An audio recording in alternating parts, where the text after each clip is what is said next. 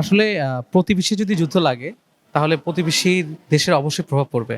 আমরা জানি যে প্রতিবেশীর ঘরে যদি আগুন লাগে, সেই ঘরের প্রভাব আগুনের প্রভাব কিন্তু আমাদের প্রতিবেশীদের ঘরে হচ্ছে দেখা যায়।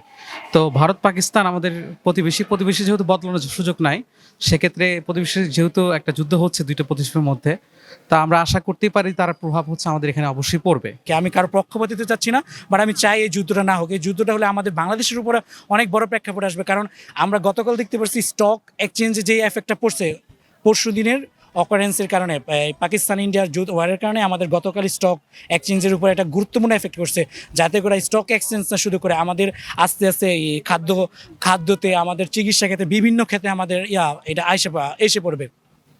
তাই আমি মনে করি যে না, যুদ্ধটা কোনো সলিউশন না। আমি চাই যে যুদ্ধ না হোক, এবং তারা এই নরেন্দ্র মোদী অ্যাকচুয়ালি সে চায় তার গভর্নমেন্টে টিকার জন্য, বিভিন্ন ধরনের কর্মকাণ্ড করার জন্য। আমি চাই যে তার যে গভর্নমেন্ট আছে, এই গভর্নমেন্টটা আল্লাহ তাআলা বা যাই হোক প্রভু সুস্থ জ্ঞান দেখ, যাতে সে এইগুলো না করে মানুষের মধ্যে যে মানবিকতা, মানুষের মধ্যে যে মনুষ্যত্ববোধ, এটা যেন টিকে থাকে।